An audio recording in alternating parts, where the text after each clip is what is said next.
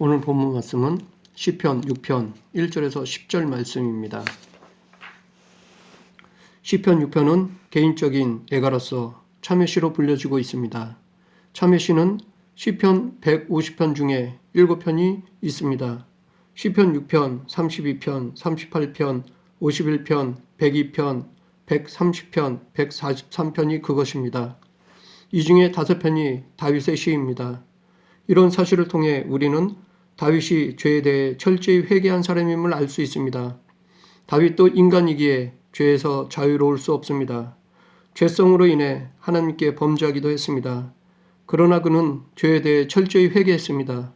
죄를 깨닫는 순간 회개하여 다시 하나님께로 돌아왔습니다. 그 대표적인 사례로 다윗과 밧세바의 간음 사건입니다. 하나님은 선지자 나단의 비유로 죄를 깨닫게 하셨습니다. 그래서 다윗은 여호와께 범죄하였노라고 회개하였습니다. 다윗은 왕으로서 자기 힘으로 죄를 덮으려 하지 않았습니다. 하나님 앞에서 솔직하게 죄를 인정하고 자복했습니다. 이 사건 이후로 다윗은 어떠한 죄도 범하지 않았습니다. 그래서 열왕기상 15장 5절에 이는 다윗이 햇사람 우리아의 일 외에는 평생의 여호와 보시기에 정직히 행하고 자기에게 명하신 모든 일을 어기지 아니하였음이니라고 다윗을 평하였습니다. 그렇기 때문에 그런 다윗을 하나님은 내 마음에 합한 사람이라고 칭찬하셨습니다. 그러면 한편으로 다윗의 인구조사로 인한 이스라엘의 심판은 다윗의 죄로 인한 것이 아닌가라는 생각을 해봅니다. 사무엘하 24장 1절에 여호와께서 다시 이스라엘을 향하여 진노하사 죄를 치시려고 다윗을 감동시키사 가서 이스라엘과 유다의 인구를 조사하라 하신지라. 이것과 평행 본문인 역대하 12장 6절에서는 사단이 일어나 이스라엘을 대적하고 다윗을 격동하여 이스라엘을 계수하게 하니라.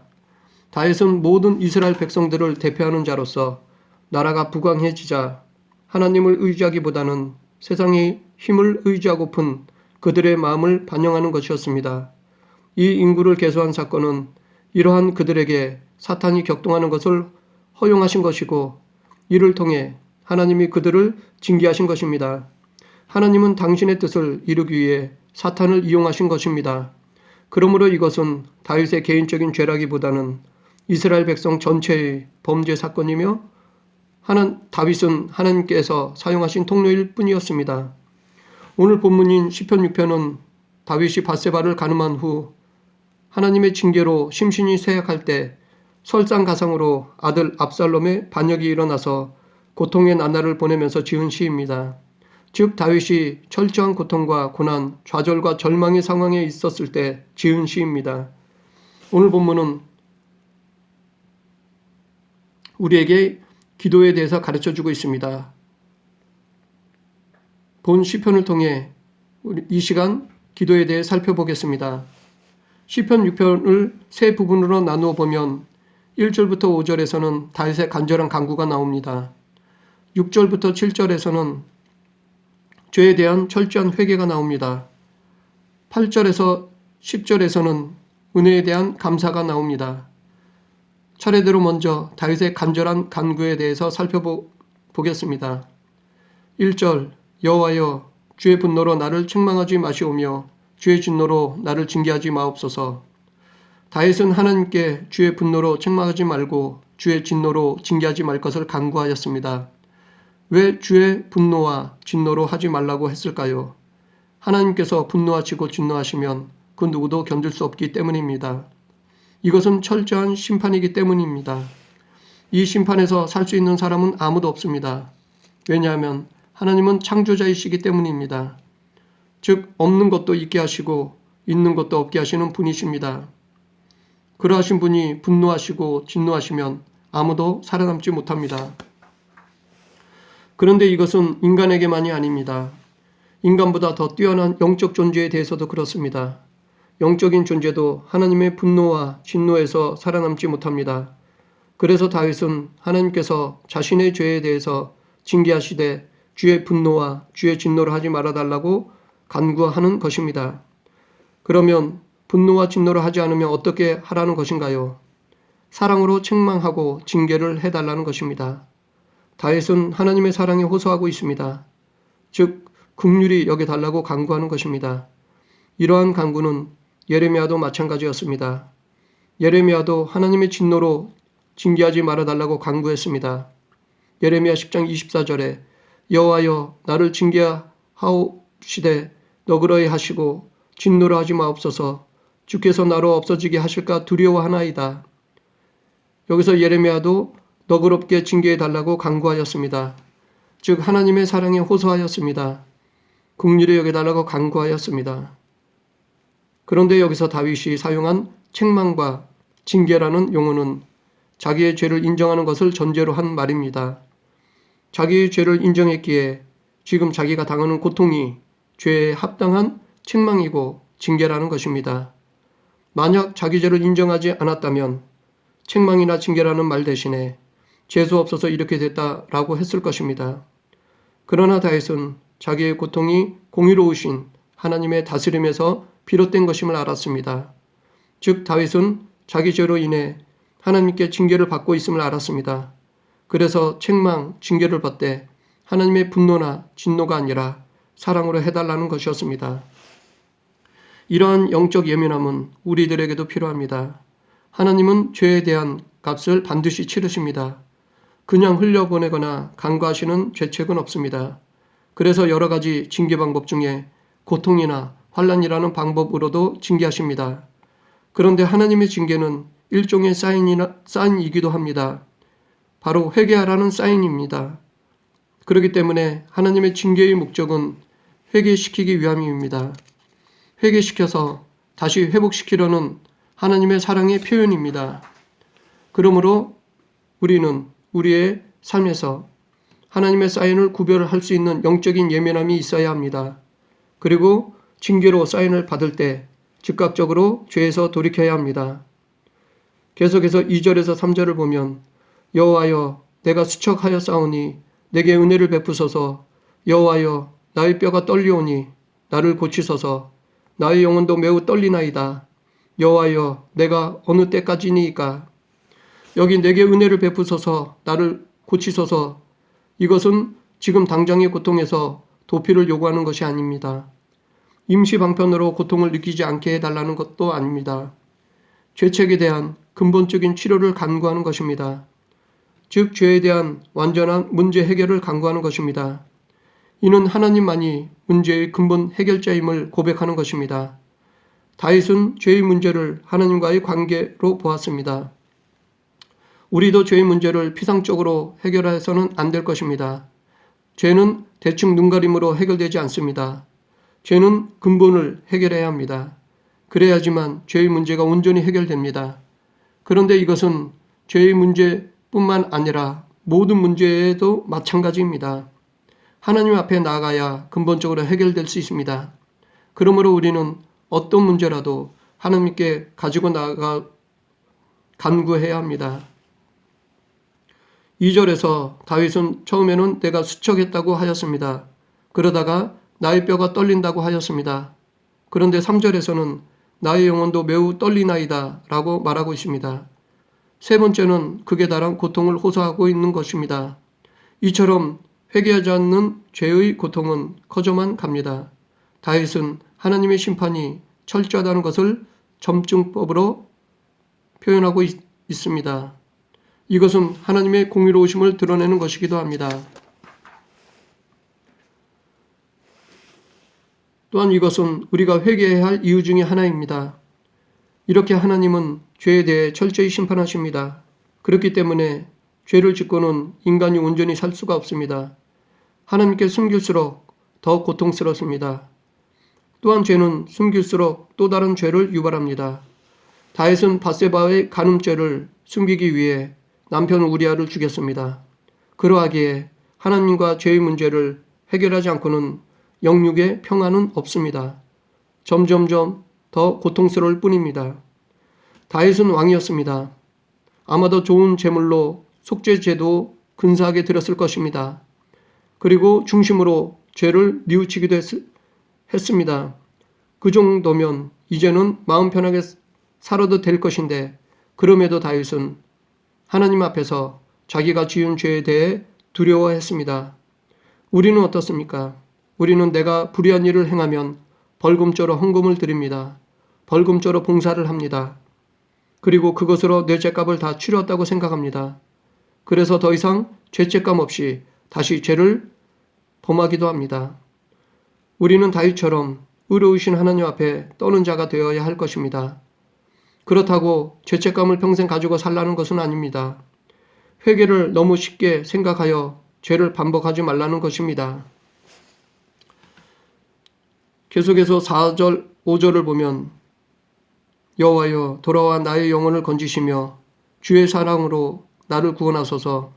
사망 중에는 주를 기억하는 일이 없사오니 수월에서 주께 감사할 자 누구리이까. 여기 여호와여 돌아와 나의 영혼을 건지시며 에서 돌아오라는 것은 떠난 것을 전제로 하는 말입니다. 다윗은 자신의 죄로 인해 하나님이 자신을 떠났다고 생각했습니다. 여기서 우리는 하나님의 부재로 괴로워하는 다윗의 모습을 볼 수 있습니다. 다윗은 왕이기 때문에 부족한 것이 없습니다. 부와 명예와 권력을 다 소유한 자였습니다. 그렇기 때문에 살아가면서 어떠한 문제도 자기 힘으로 해결할 수 있는 능력 있는 사람이었습니다. 이렇게 모든 것을 다 소유한 다윗이었지만 그는 하나님이 떠나가신 것을 가장 두려워했습니다. 이처럼 다윗은 자기 부나 명예나 힘을 의지하지 않았습니다. 자기의 모든 것보다 하나님 한 분을 더 귀하게 여기고 더 의지하였습니다. 그리스도인은 믿음으로 두려움을 극복할 수 있습니다. 왜냐하면 믿는 자에게는 하나님이 지켜주시고 인도해 주시기 때문입니다. 그래서 우리가 하나님을 믿으면 이 세상에 두려울 것이 없습니다. 그러므로 우리도 정작 두려워해야 할 것은 이 세상의 어떤 것보다 우리를 지켜주시고 인도해 주시는 하나님이 우리를 떠나는 것을 두려워해야 합니다.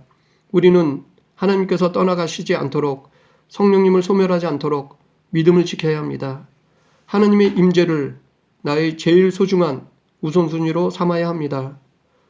또한 나의 영혼을 건지시며 나를 구원하소서라고 간구하고 있는데 이것은 여호와 하나님이 구원의 주체이심을 말하는 것입니다. 구원은 전적인 하나님의 사랑에서 비롯된 것입니다. 그런데 그 구원의 사랑을 예수 그리스도께서 십자가에서 완성하셨습니다. 그렇기 때문에 우리는 구원의 주체이신 하나님께 구원자 되신 예수 그리스도 이름으로 죄를 자복하고 회개해야 합니다. 그리고 용서해 주실 것을 간구해야 합니다. 다른 존재에게 구원을 간구한다면 또한 용서를 간구한다면 그것은 헛된 것입니다. 오직 예수님의 이름으로 간구해야 합니다. 왜냐하면 오직 예수님 외엔 중보자가 될 수 없기 때문입니다. 계속해서 다윗의 회개에 대해 살펴보겠습니다.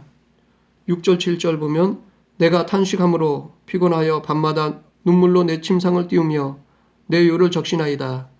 내 눈이 근심으로 말미암아 쇠하며 내 모든 대적으로 말미암아 어두워졌나이다. 여기서 탄식과 눈물은 죄에 대한 애통함을 의미합니다. 다윗은 자기의 죄에 대해 애통해 하였습니다. 죄에 대해서는 반드시 애통함이 있어야 합니다. 만약 이러한 애통함이 없다면 그것은 진정한 회개가 아닐 것입니다. 철저한 애통함이 없는 단지 죄의 뉘우침은 온전한 회개가 아닙니다. 이것은 예수님의 제자 가룟 유다가 느끼는 양심의 가책 정도일 것입니다. 이 정도로는 죄의 문제를 해결할 수 없습니다. 죄에 대한 철저한 애통함이 있어야 진정한 회개이며 하나님께 사함을 받을 수 있습니다. 그렇게 중요하기에 예수님께서도 죄의 애통함을 팔복을 통해 말씀하셨습니다. 애통해 하는 자는 복이 있나니 저희가 위로를 받을 것이며. 계속해서 다윗은 눈물로 내 침상을 띄우며 내 요를 적시나이다 라고 말하고 있는데 이 말은 다윗의 철저한 회개를 과정법으로 표현한 것입니다. 여기서 적신다는 것은 소멸하다라는 뜻으로 이불이 마를 사이 없이 계속 젖어 사가 없어질 정도라는 것입니다. 이렇게 다윗은 자기 죄에 대해서 회개하였습니다. 그렇기 때문에 인간적으로 보면 용서받을 수 없는 죄를 범했지만 하나님은 다윗의 죄를 용서해 주셨습니다. 이것은 다윗뿐만이 아니라 모든 우리들에게도 마찬가지입니다. 어떠한 죄라도 하나님은 그렇게 해주십니다. 그래서 이사야 선지자는 너희 죄가 주홍 같을지라도 눈과 같이 휘어질 것이요 진홍같이 붉을지라도 양털같이 되리라고 하였습니다. 마지막으로 다윗은 감사로 기도를 마치고 있습니다. 8절에서 10절 말씀입니다. 악을 행하는 너희는 다 나를 떠나라. 여호와께서 내 울음소리를 들으셨도다. 여호와께서 내 기도를 받으시리로다. 내 모든 원수들이 부끄러움을 당하고 심히 떨미어 갑자기 부끄러워 물러가리로다. 다윗은 자기가 드린 기도를 하나님께서 들어주실 것을 확신했습니다. 그런 확신이 있었기에 그 믿음에 입각해서 감사를 드린 것입니다. 다윗은 하나님께서 앞으로 베풀어 주실 은혜를 믿는 그 믿음에서 오는 확신으로 감사를 드린 것입니다. 우리의 감사 조건도 이래야 합니다. 주신 것에 감사할 뿐만 아니라 앞으로 주실 것에 대해서도 감사할 수 있어야 합니다. 그리고 더 나아가 그리 아니하실지라도의 성숙된 감사로 이어져야 할 것입니다. 다윗이 이렇게 확신하며 믿는 이유는 하나님의 신실함 때문입니다. 하나님은 언제나 변함없이 의인을 지켜주신다는 것을 믿었기 때문입니다. 이러한 당신의 신실함에 대한 믿음은 하나님의 뜻이기도 합니다. 하나님은 당신의 신실하심을 믿는 믿음을 우리에게 바라십니다. 그래서 사도 요한도 그를 향하여 우리의 가진 바 담대한 것이 이것이니 그의 뜻대로 무엇을 구하면 들으심이라. 우리가 무엇이든지 구하는 바를 들으시는 줄을 안즉 우리가 그에게 구한 것을 얻은 줄을 또한 아느니라. 다윗은 내 모든 원수들이 부끄러움을 당하고 심히 떨미어 갑자기 부끄러워 물러가리라고 확신했습니다. 다윗에게는 하나님만 함께하면 두려울 것이 없었습니다. 그 어떠한 상대가 하더라도 하나님이 함께하시면 승리할 것을 확신했습니다. 그래서 그는 시편 23편 5절에서 주께서 내 원수의 목전에서 내게 상을 베푸시고 기름으로 내 머리에 바르셨으니 내 잔이 넘치나이다 라고 찬양했던 것입니다. 다윗은 골리앗과 싸울 때도 하나님에 대한 확신으로 너는 칼과 창과 단청으로 내게 오거니와 나는 만군의 여호와의 이름으로 곧 내가 모욕하는 이스라엘 군대의 하나님의 이름으로 내게 가노라. 오늘 여호와께서 너를 내 손에 붙이시리니 내가 너를 쳐서 내 머리를 베고 블레셋 군대의 시체로 오늘날 공중의 새와 땅의 들짐승에게 주어 온 땅으로 이스라엘의 하나님이 계신 줄을 알게 하겠고 또 여호와의 구원하심이 칼과 창에 있지 아니함을 이 무리로 알게 하리라. 전쟁은 여호와께 속한 것인즉 그가 너희를 우리 손에 붙이시리라. 이렇게 하였습니다. 이처럼 다윗은 하나님의 항상 함께 하심을 믿고 담대했습니다. 지금까지 살펴본 다윗의 기도에는 간구, 회개, 감사가 나옵니다. 이 세 가지는 우리가 해야 할 기도의 3요소이기도 합니다. 우리가 이렇게 기도해야 하는 이유는 하나님만이 용서와 은혜와 필요를 공급하시는 분이시기 때문입니다. 물론 상황에 따라 급하게 기도할 수 있습니다. 너무나 급한 일이면 주님만 부르기도 합니다. 그럼에도 불구하고 더 깊은 교제를 위해 더 성숙한 그리스도인이 되기 위해서는 기도의 틀을 갖추어야 할 것입니다. 왜냐하면 기초가 튼튼해야 크게 성장하듯이 기도도 강력해질 수 있기 때문입니다. 말씀을 정리하겠습니다. 오늘은 시편 6편을 통해 기도에 대해 알아보았습니다. 다윗은 하나님의 책망과 징계가 자기의 죄로 인한 것임을 깨달았습니다. 자기가 겪은 고난이 하나님의 사인임을 알았습니다. 그래서 구원의 주체이신 하나님께 죄의 문제를 해결해 주실 것을 간구하였습니다. 또한 다윗은 자기의 죄에 대해 애통해 하였습니다. 철저히 회개하였습니다. 그리고 앞으로 회복해 주실 것을 믿음으로 확신하고 감사드렸습니다. 다윗이 보여준 간구, 회개, 감사는 하나님 앞에서 우리가 취해야 할 기도의 자세이기도 합니다. 우리도 하나님께 간구하고 회개하고 감사해야 합니다. 우리도 다윗처럼 하나님께 합당한 기도 자세를 가져 하나님과 마음을 합한 자라고 칭찬받는 저와 여러분이 되길 간절히 축원합니다. 기도하겠습니다. 사랑과 은혜가 풍성하신 하나님 아버지, 저희들도 다윗처럼 하나님 앞에서 진실되이 살아가게 하여 주시옵소서. 하나님께 간구하고 회개하며 감사하는 복된 하루를 살게 하여 주시옵소서. 하나님과 마음을 합한 일꾼으로 살아가게 하여 주시옵소서. 감사드리며 예수님 이름으로 기도드립니다. 아멘.